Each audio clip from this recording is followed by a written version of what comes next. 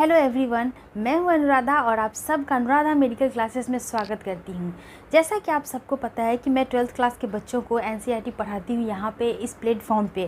तो जितने भी स्टूडेंट हैं उन सबको मेरा ये वीडियो ज़रूर शेयर कर दीजिएगा। प्रीवियस आप जाकर के प्लेलिस्ट में भी देख सकते हैं। तो आज संडे है तो फिर मैंने एक सीरीज़ को सोचा है कि मैं एक सीरीज़ स्टार्ट करूँगी जहाँ पर मैं जो चैप्टर से रिलेटेड जो टॉपिक होते हैं वो तो मैं बच्चों को इंस्टाग्राम पे या फिर कमेंट्स में शेयर कर ही देती हूँ, या फिर सारे डाउट्स को मैं वीडियो में ही क्लियर कर देती हूँ। लेकिन कभी कभी होता क्या है कि लोग अलग टाइप से सवाल पूछते हैं तो फिर उसका जवाब देना मेरे लिए मुश्किल हो जाता है, क्योंकि लिंक जो होता है वो टूट जाता है। तो मैंने एक संडे स्पेशल करके इस तरह से सेशन को स्टार्ट किया है कि संडे टू संडे जो होता है मैं लोगों का एक एक डाउट को उठाऊँगी और वीडियो के माध्यम से उनको बताऊँगी। तो चलिए आज का वीडियो में हम लोग स्टार्ट करते हैं। एक छोटा सा टॉपिक है, समझिएगा, आपके जीवन को बदल देने वाला चीज़ है। गर्मियों का सीज़न स्टार्ट हो गया है। लोग चाहते हैं कि हम अपने आप को ठंडा रखें, अपने आप को ठंडक फील करवाएं। तो ये ठंडाई जो होती है वो किस किस चीज़ों से आती है? आपके मन में आएगा कोल्ड ड्रिंक्स आ जाएगा कि सबसे अच्छा कोल्ड ड्रिंक्स पियेंगे, बहुत मस्त से ठंडे रहेंगे। लेकिन कब तक?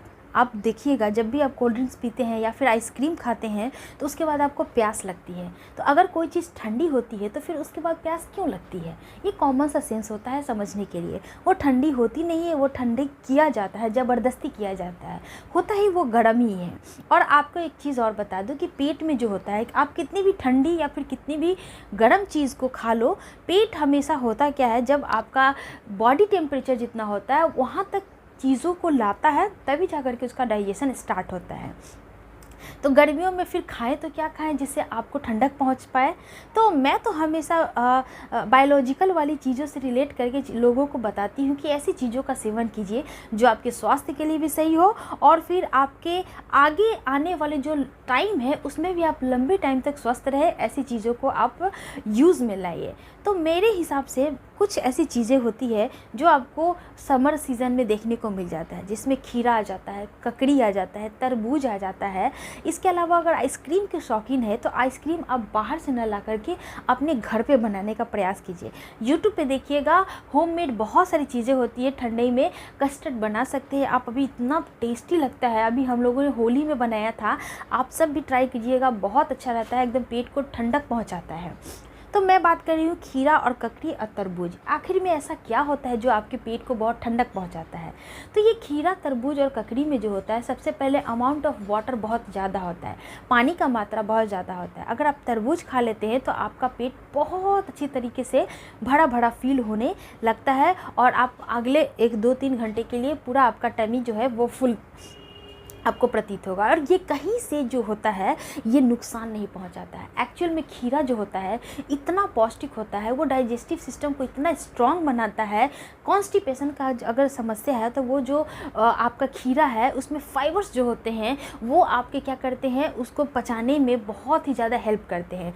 जितने भी अनवांटेड चीज़ आपके पेट में, आपके इंटेस्टाइन में चिपक जाते हैं, वो उन सारी चीज़ों को क्या करता है, एक जगह मिक्सिंग करके और फिर मल के रूप में बाहर निकालने में मदद करता है।